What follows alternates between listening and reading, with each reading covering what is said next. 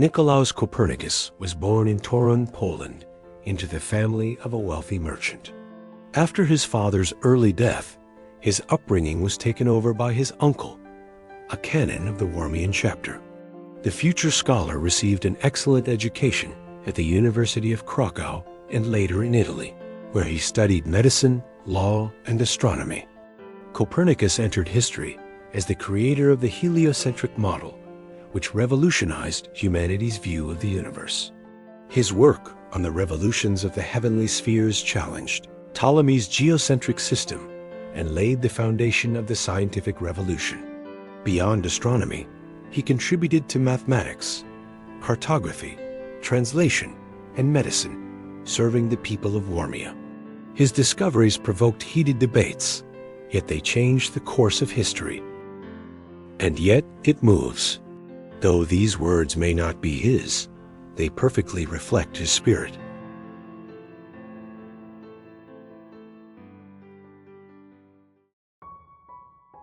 Anna of Austria was born in the mid-16th century to Emperor Maximilian II and Maria of Spain. Raised in the Habsburg court, she grew up with a strict education, shaped by deep religious values and a sense of dynastic duty.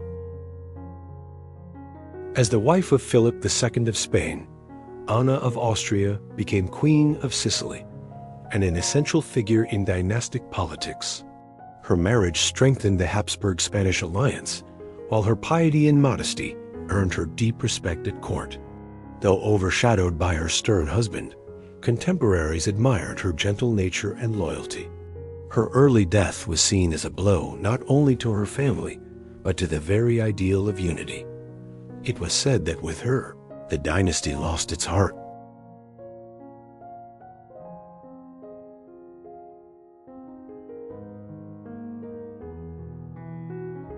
Philip IV was born in Valladolid into the Habsburg dynasty, becoming heir to the Spanish throne.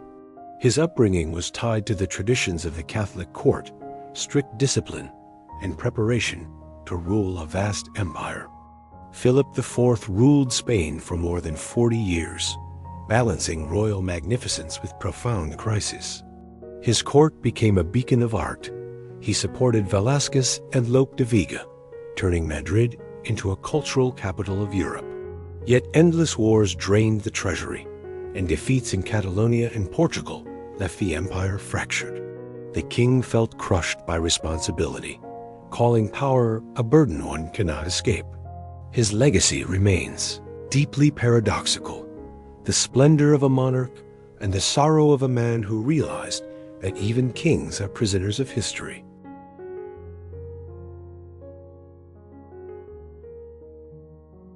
Anna of Tyrol was born in the late 16th century to Archduke Ferdinand II of Tyrol and Anna Caterina Gonzaga.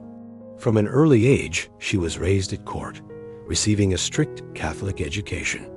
Her destiny was determined by the dynastic interests of the Habsburgs, guiding her path and role in history.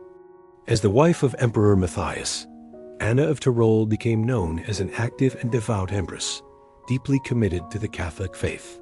She influenced the decision to move the imperial residence to Vienna, establishing the city as the heart of the Habsburg monarchy. Renowned for her piety and compassion, she frequently donated her personal wealth to charity, caring for the poor and sick. Her gentle nature was said to soften the emperor's severity. Let the heart guide, not the crown.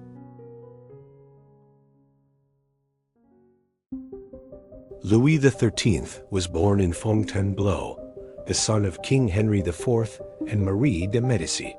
His childhood unfolded amid court intrigues and tense politics, where the fate of the future monarch was decided early through the struggles of rival factions. Becoming king at the age of 9, Louis XIII was first overshadowed by his mother, the regent, and later guided by Cardinal Richelieu. Their alliance transformed France into the strongest power in Europe. Louis, who loved music and hunting, remained a reserved and often ailing man. His reign was marked by the consolidation of royal authority and the weakening of the nobility. He once declared, "I would rather give up my crown than my cardinal." This phrase reflects his devotion to Richelieu and his awareness that France's greatness depended on him.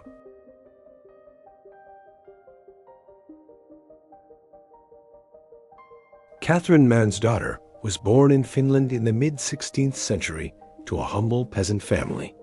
Her beauty and modesty caught the eye of King Eric XIV of Sweden, and fate lifted her from common roots into the very heart of the royal court. As the beloved and secret wife of Eric XIV, Catherine astonished contemporaries by becoming the first queen of Sweden to rise from common origins. After her husband was deposed, she and her children were imprisoned, yet she preserved dignity and loyalty to the king's memory. In later years, she was allowed to live quietly, far from court intrigues, her existence turning into a symbol that even a simple girl could shape royal history. I was the wife of a king, but always remained the daughter of the people.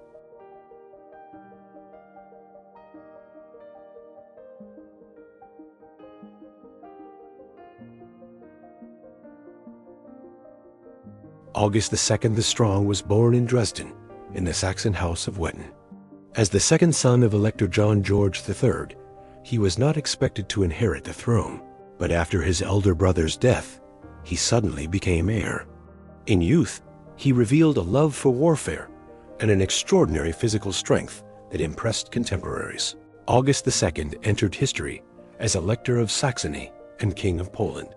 His reign was marked by both splendor and ruin. He became famous as a patron of the arts, building magnificent palaces in Dresden, while also dragging his lands into exhausting wars. Legends told that he could break horseshoes with his bare hands, a symbol of his might. Yet behind the grandeur lay political failures and domestic unrest. Strength without wisdom becomes a burden, a contemporary said of him.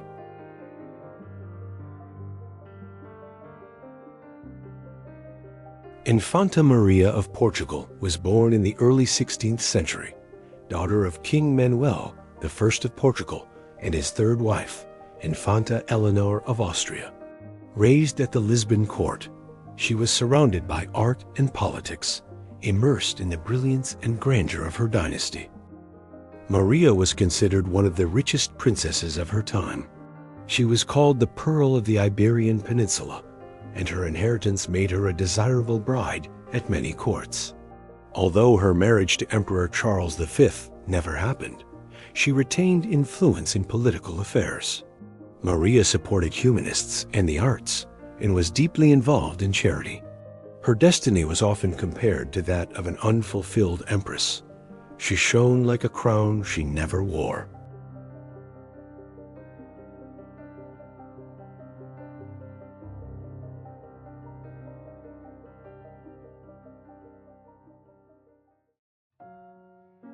Jean de La Fontaine was born in Château-Thierry to a public official's family.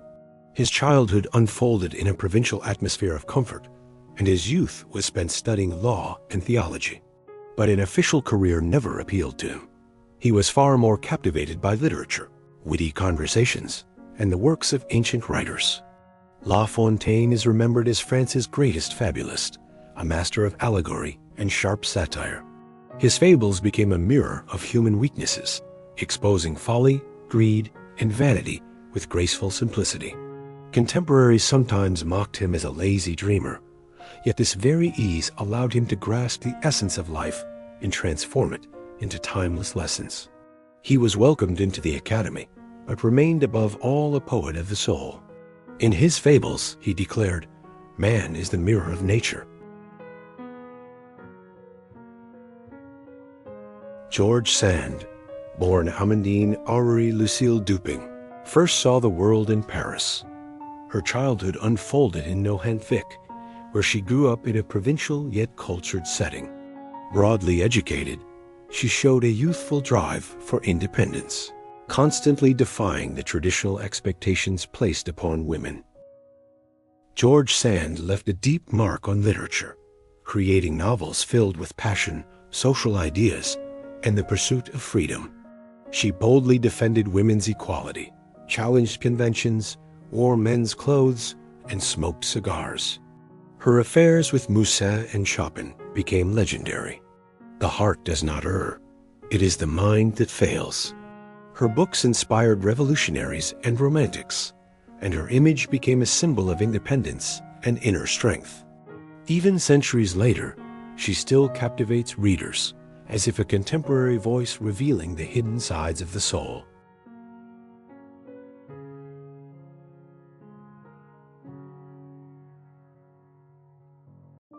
Ferdinand I was born in Alcalá de Henares, the son of Philip the Handsome and Joanna the Mad, and grandson of Emperor Maximilian I.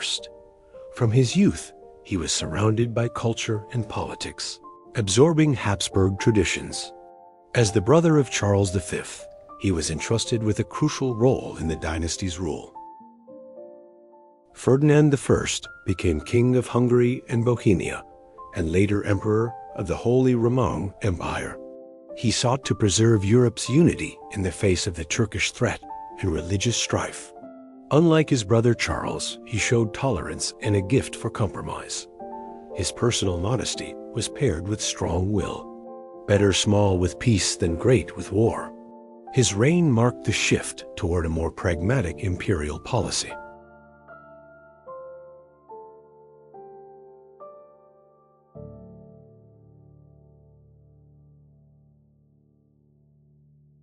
Wilhelmine of Brunswick-Lüneburg was born into one of the most influential German dynasties. As the daughter of Duke John Frederick, she grew up in the refined atmosphere of court life, surrounded by culture, etiquette, and political intrigue.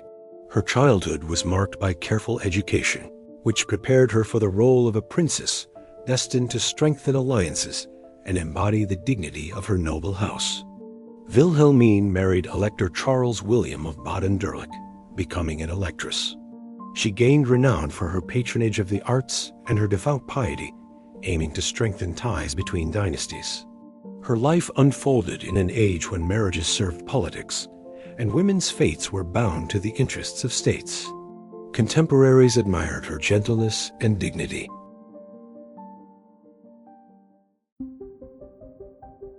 Pliny the Elder was born in Novum Comum, near modern Verona.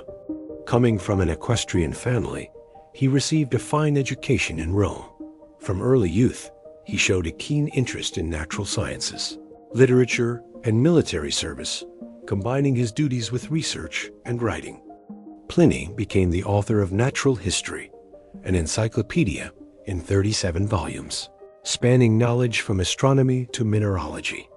His ambition to unite all human knowledge in one work amazed contemporaries.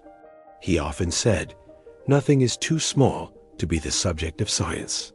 During the eruption of Vesuvius, he perished, seeking to observe the phenomenon firsthand.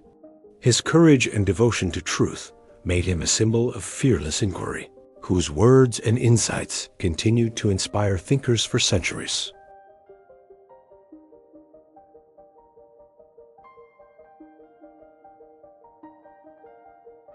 Anna Jagiellon was the daughter of King Sigismund I, the Old of Poland and Bonus Forza.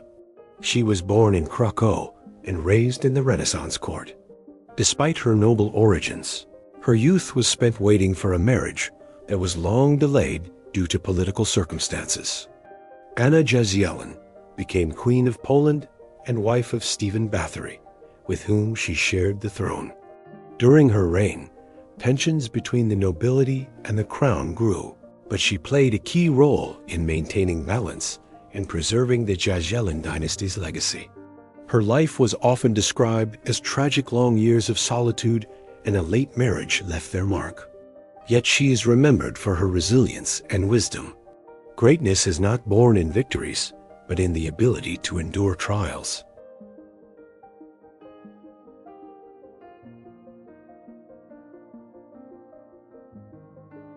Benedict Spinoza was born in Amsterdam into a family of Jewish refugees from Portugal. He grew up in a strict community where he received religious and philosophical education. From an early age, he showed a tendency toward independent thinking, which soon led to conflicts with spiritual authorities. In his mature years, Spinoza became one of the most radical thinkers of 17th century Europe. He rejected dogmas and developed the doctrine of a single substance where God and nature are the same. His works were condemned, but secretly spread, influencing scholars and philosophers. Spinoza said, "True freedom lies in understanding necessity." His ideas paved the way for the Enlightenment and transformed the mindset of an entire era.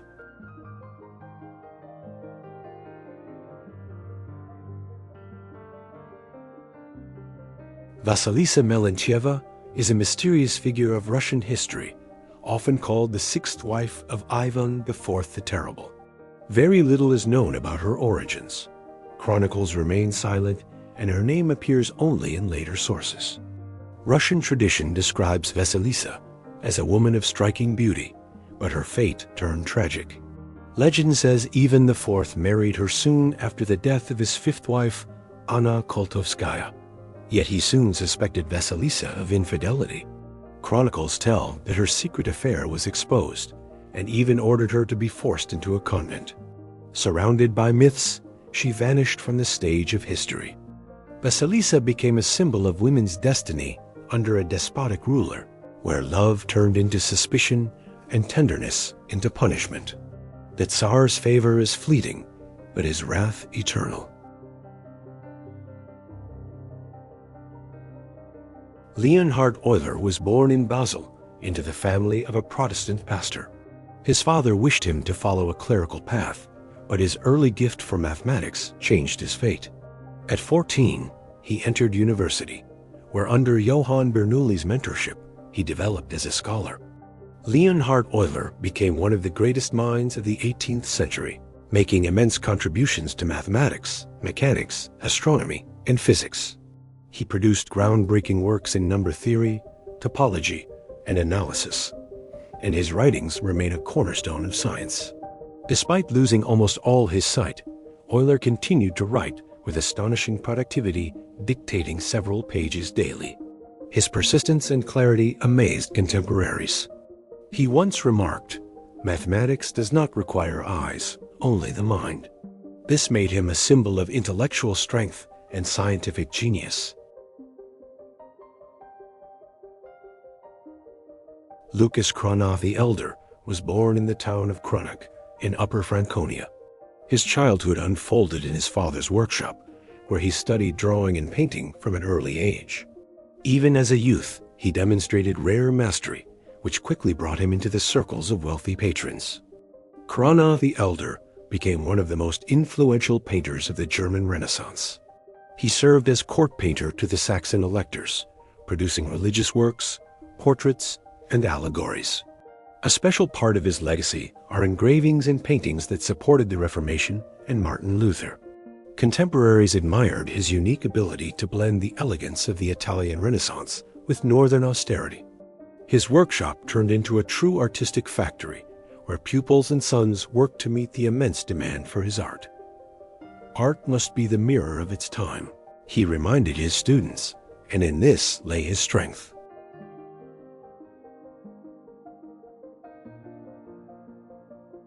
Maria Anna of Austria came from the House of Habsburg.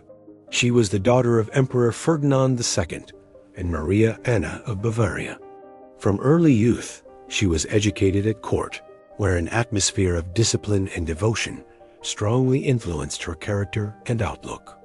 As the wife of King Philip IV of Spain, Maria Anna stood at the heart of European politics. Her marriage reinforced the alliance between the Habsburgs, but court life was filled with rivalry and tension. She was known as a deeply religious woman and a patron of monasteries and schools. Many attributed hidden influence over the king's decisions to her, and contemporaries said, "In her silence lay strength." Despite illness and personal losses, Maria Anna remained a symbol of endurance and loyalty to her dynasty.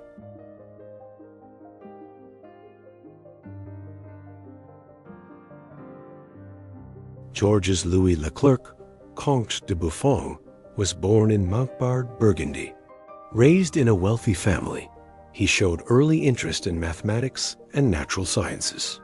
He studied in Dijon and Paris, receiving a broad education that shaped his future as a thinker and scientist. As keeper of the Royal Botanical Garden, Buffon devoted more than 30 years to his monumental natural history. His works combined scientific rigor with literary elegance, making them accessible to the public. He reflected on the origins of Earth and life, anticipating evolutionary ideas. Contemporaries called him the poet of nature. Great style arises from clarity of thought. Buffon influenced not only science, but also Enlightenment philosophy, becoming a symbol of reason and harmony with nature.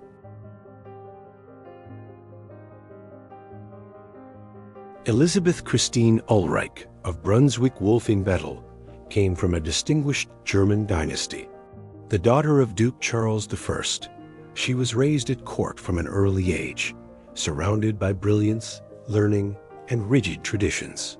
The young princess received an education that blended elegance, discipline, and profound faith.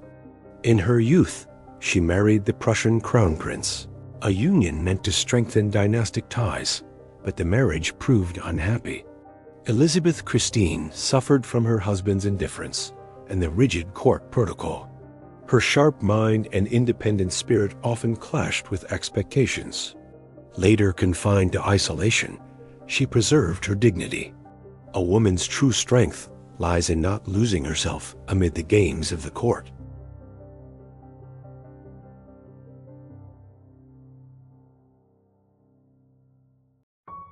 Maria of Spain was born in Madrid to Emperor Charles V and Isabella of Portugal. Her lineage united the Habsburg and Avese dynasties, and she was raised in an atmosphere of strict Catholicism and courtly magnificence. From her youth, Maria showed a strong inclination towards spirituality and diplomacy. Maria became Queen of Bohemia and Hungary as the wife of Maximilian II and later Empress of the Holy Roman Empire. She was marked by deep faith and cautious political wisdom, striving to mediate the religious conflicts of her time. Her court became a hub of cultural and spiritual initiatives, supporting artists and theologians. Maria lived modestly for her rank, avoiding direct disputes while shaping the decisions of her husband and children. Léopoldine Hugo was born in Paris in 1824, the daughter of the great writer Victor Hugo and Adèle Faucher. From her earliest years, she grew up surrounded by art, poetry, and romantic ideals. Her gentle spirit, devotion, and passion for literature made her especially close to her father. Léopoldine never had the chance to leave her own mark in literature or art, but she became the eternal symbol of a beloved daughter lost too soon. At the age of 19, shortly after her marriage, she tragically drowned in the Seine together with her husband. The shock deeply marked Victor Hugo and inspired some of his most touching poetry, Tomorrow, at Dawn. Through her story, the 19th century learned both the fragility of life and the boundless depth of paternal love. I only saw that this night had no end. Paolo Renier was born in Venice to a wealthy merchant family. He received a classical education and from an early age showed interest in public service, taking part in diplomatic missions. His persistence and political flexibility helped him rise through the hierarchy of the Venetian Republic. At the peak of his career, Renier became the Doge of Venice during an era when the Republic had already lost much of its power. His rule fell in troubled times. Foreign weakness and internal disputes threatened stability.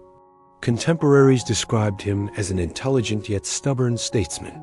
He actively defended Venetian interests in negotiations with Austria and the Ottoman Empire, though critics saw him as overly conservative. Venice is a light that cannot be extinguished, Renier declared, emphasizing his belief in the Republic's immortality.